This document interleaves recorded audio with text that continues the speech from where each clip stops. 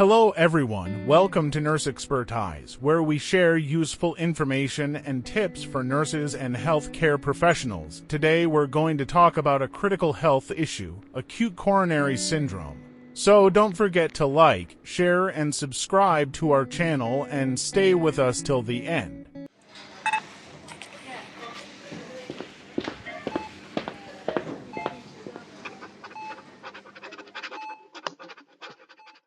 Now, ACS is a medical emergency, right? Absolutely. Acute coronary syndrome, or ACS, is an emergent situation categorized by an acute onset of myocardial ischemia that results in myocardial death. If definitive intervention do not occur promptly, it can lead to what we call a myocardial infarction, or MI. Some people might know this as a heart attack. And there are different types of this, right? Like unstable angina, NSTEMI. Well, yes, that's correct. In unstable angina, there is reduced blood flow in a coronary artery, often due to a ruptured plaque. A clot begins to form on top of the coronary lesion, but the artery is not completely occluded. This can cause chest pain and other symptoms. If not treated promptly, it can lead to an MI. So, what happens in an MI? Well, in an MI, the artery gets completely blocked due to a clot forming on the ruptured plaque. This leads to the death of heart muscle cells due to lack of oxygen. There are also other causes of MI, like a sudden narrowing of a coronary artery or decreased oxygen supply, for example, from acute blood loss or anemia or low blood pressure. Or increase the demand for oxygen, for example, from a rapid heart rate, thyrotoxicosis, or ingestion of cocaine. In each case, a profound imbalance exists between myocardial oxygen supply and demand.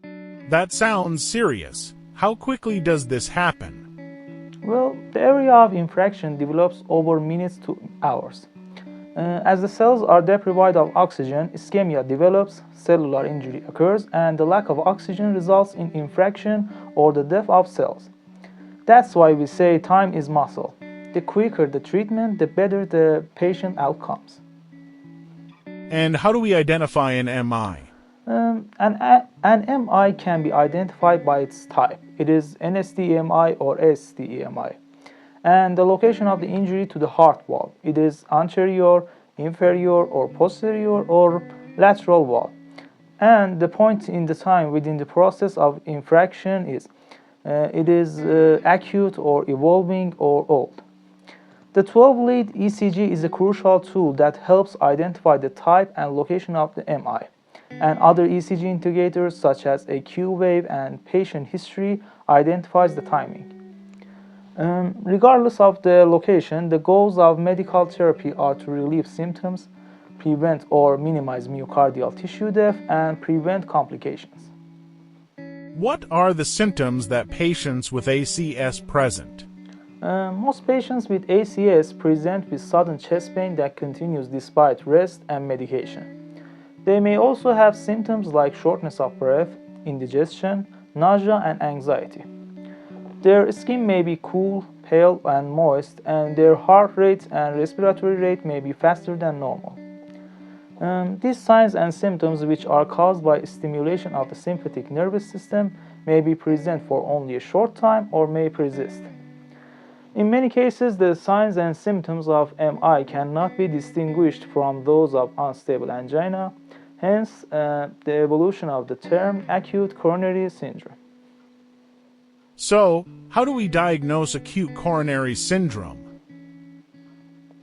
The diagnosis of ACS is generally based on the patient's symptoms, a 12-lead ECG, and laboratory tests like serial cardiac biomarkers. This helps us determine whether the patient has unstable angina, NSTEMI, or STEMI. The prognosis depends on the severity of the coronary artery obstruction and the extent of myocardial damage. Physical examination is always conducted, but the examination alone does not confirm the diagnosis. What about the patient's history? How does that factor in? Well, the patient's history is crucial. It includes the description of the presenting symptom, like pain, the history of previous cardiac and other illnesses, and the family history of heart disease. We also consider the patient's risk factor for heart disease. And what role does the electrocardiogram play in all this? Well, the 12-lead ECG is a vital tool in diagnosing an acute MI. It should be obtained within 10 minutes from the time a patient reports pain or arrives in the emergency department. By monitoring serial ECG changes over time, we can identify and monitor the location, evolution, and resolution of an MI. Can you explain the changes that occur in an ECG during an MI? Sure. The ECG changes that occur with an MI are seen in the leads that view the involved surface of the heart. The expected ECG changes are T-wave inversion, ST segment elevation, and the development of an abnormal Q wave. Because infraction evolves over time, the ECG also changes over time. The first ECG signs of an acute MI are usually seen in the T-wave and ST segment. Myocardial ischemia causes T inversion, and its injury also causes ST segment changes at least 1 millimeter above the isoelectric line.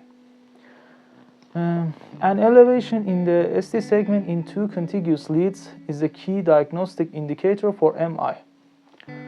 And about Q wave, the abnormal Q waves develop within 1 to 3 days. A new and significant Q wave is 0.04 seconds or longer and 25% of the R wave depth. And an acute MI may also cause a significant decrease in the height of the R wave. Furthermore, an NSD-EMI is diagnosed by blood levels of cardiac biomarkers.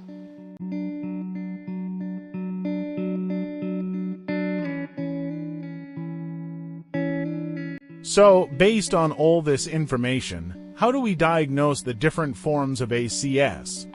Well, patients are diagnosed with one of the following forms of ACS. First one is unstable angina.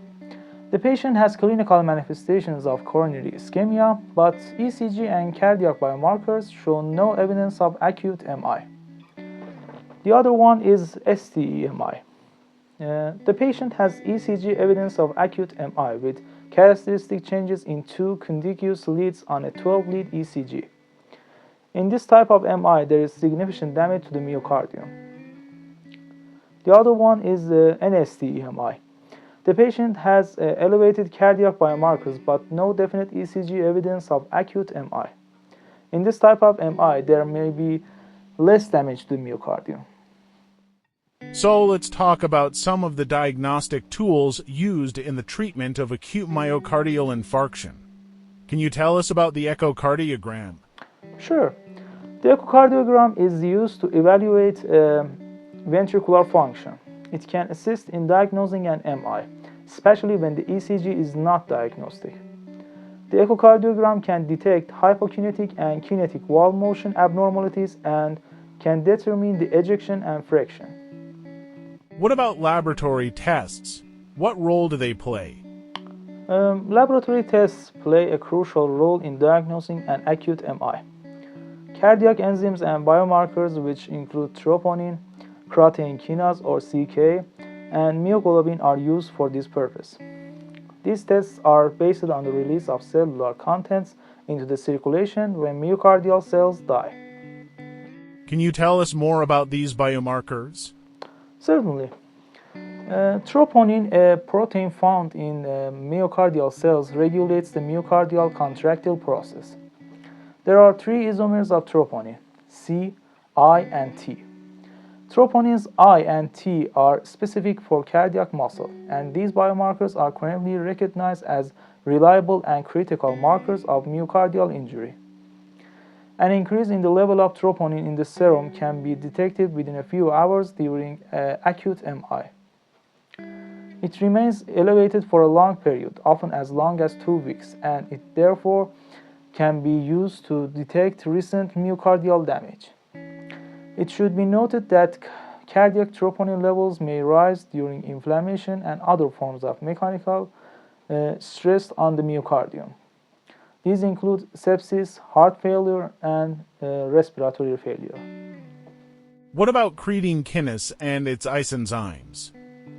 Well, there are three CK isoenzymes: CKMM for skeletal muscle, CKMB for cardiac muscle, and CKBB for brain tissue. CKMB is the cardiac-specific isoenzyme. It is found mainly in cardiac cells and therefore increases when there has been damage to these cells. Elevated CKMB is an indicator of acute MI. The level begins to increase within a few hours and peaks within 24 hours of an infarct. And myoglobin? Well, myoglobin is a hem protein that helps transport oxygen.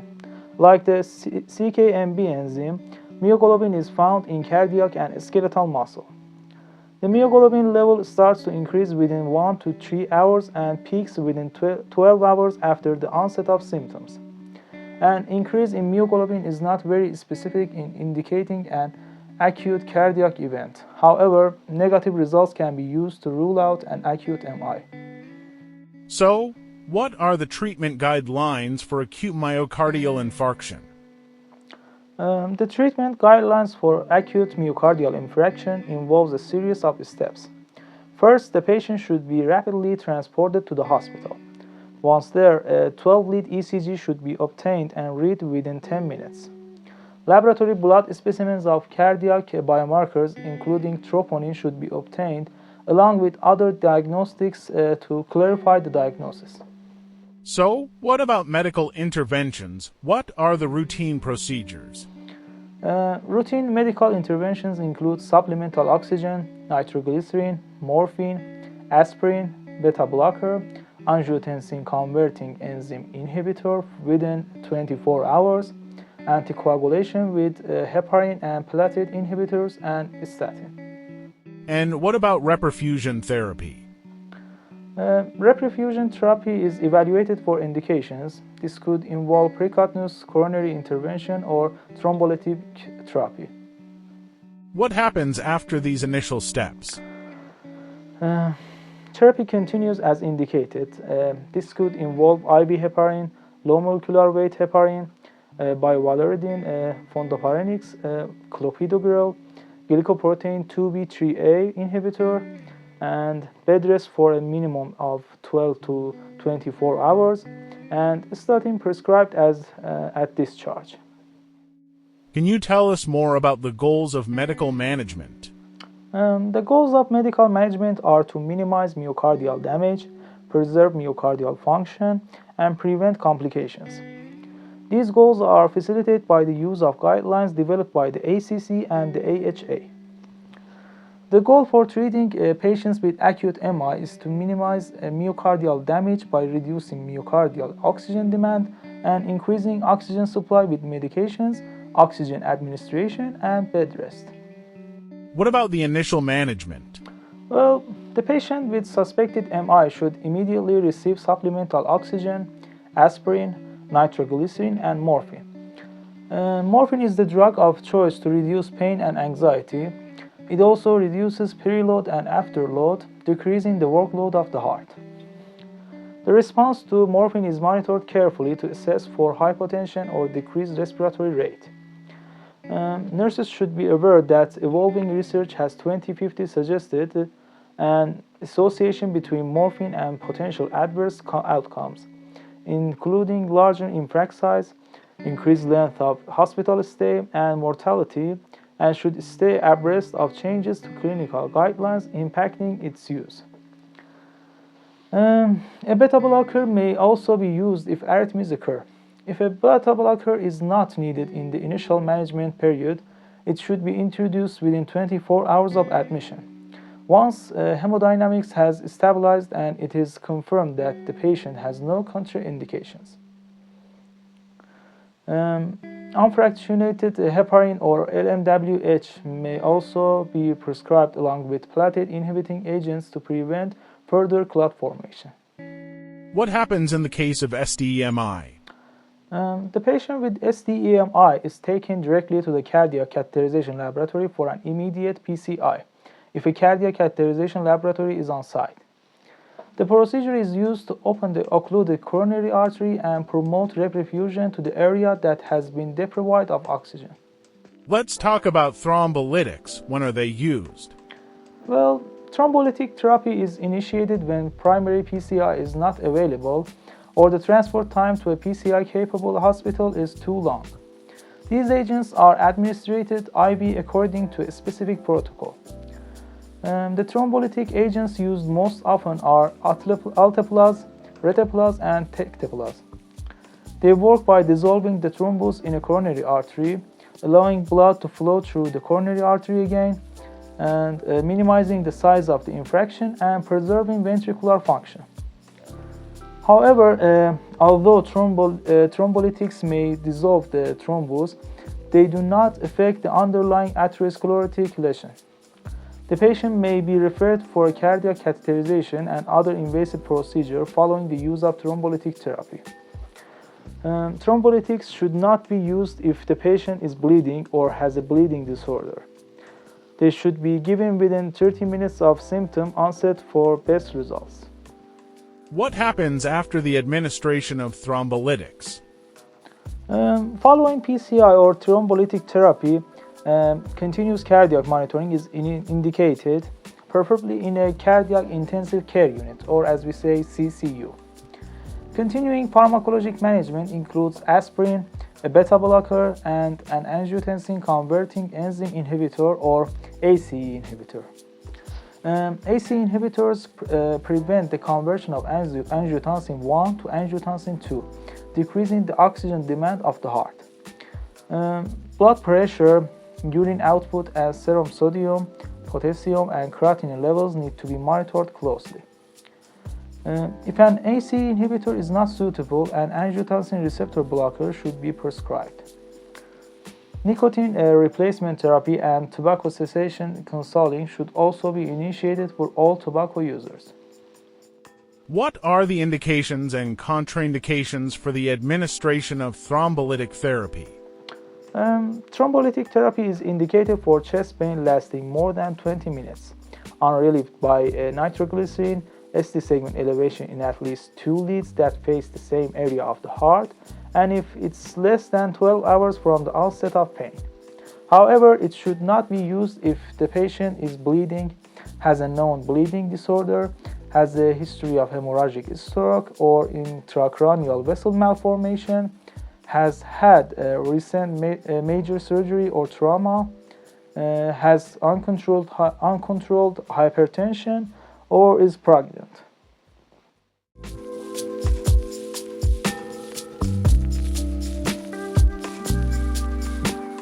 What are some nursing considerations during the administration of thrombolytic therapy?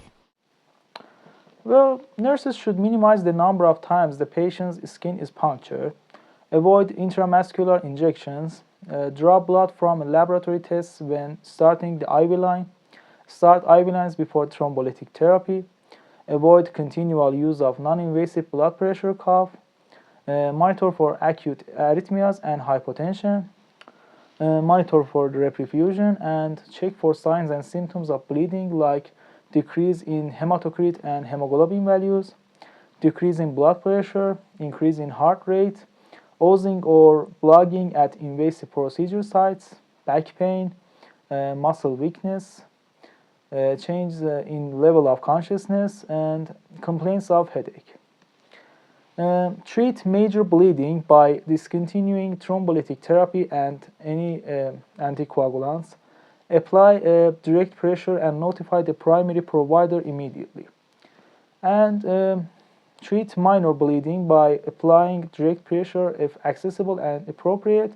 Continue to monitor. Let's talk about cardiac rehabilitation. What does it involve? Well, cardiac rehabilitation is initiated once the patient with an MI is in a stable condition. It's a continuing care program for patients with CAD that targets risk reduction by providing patient and family education, offering individual and group support, and encouraging physical activity and physical conditioning. The goals are to extend life, improve the quality of life, limit the effects and progression of atherosclerosis, return the patient to work and pre-illness lifestyle, enhance the patient's psychological and vocational status, and prevent another cardiac event. Cardiac rehabilitation programs increase survival, reduce recurrent events and the need for interventional procedures, and improve quality of life. How is physical conditioning achieved? Well, physical conditioning is achieved gradually over time. Patients are observed for chest pain, dyspnea, weakness, fatigue, and palpitations, and are instructed to stop exercise if any of these occur. They may also be monitored for an increase in heart rate above the target heart rate, an increase in systolic or diastolic blood pressure of more than 20 millimeters mercury, a decrease in systolic blood pressure, onset or worsening of arrhythmias, or ST segment changes in the ECG. Can you tell us more about the different phases of cardiac rehabilitation? Well, cardiac rehabilitation programs are categorized in 3 phases. Phase 1 begins with the diagnosis of atherosclerosis, which may occur when the patient is admitted to the hospital for ACS. Because of brief hospital length of stay, mobilization occurs early and patient education focuses on the essentials of self-care rather than instituting behavioral changes for risk reduction. Priorities for in-hospital education include the signs and symptoms that indicates the need to call 911, the medication regimen, rest activity balance, and follow-up appointments with the primary provider. The patient is reassured that although CAD is a lifelong disease and must be treated as such, they can likely resume a normal life after an MI. The amount of and type of activity recommended at discharge depends on the patient's age, his or her condition before the cardiac event, the extent of the disease, the course of the hospital stay, and the development of any complications. Phase 2 occurs after the patient has been discharged. The patient attends sessions 3 times a week for 4 to 6 weeks but may continue for as long as 6 months. The outpatient program consists of supervised, often ECG monitored, exercise training that is individualized. At each session, the patient is assessed for the effectiveness of and adherence to the treatment. To prevent complications and another hospitalization, the cardiac rehabilitation staff alerts the referring primary provider to any problems. Phase 2 cardiac rehabilitation also includes educational sessions for patients and families that are given by cardiologists, exercise physiologists, nurses, and other healthcare professionals. Phase 3 is a long-term outpatient program that focuses on maintaining cardiovascular stability and long-term conditioning. The patient is usually self-directed during this phase and does not require a supervised program. The goals of each phase build on the accomplishments of the previous phases. And thank you to our viewers for tuning in. Remember to subscribe to our channel for more healthcare discussions. Until next time, stay healthy, stay informed.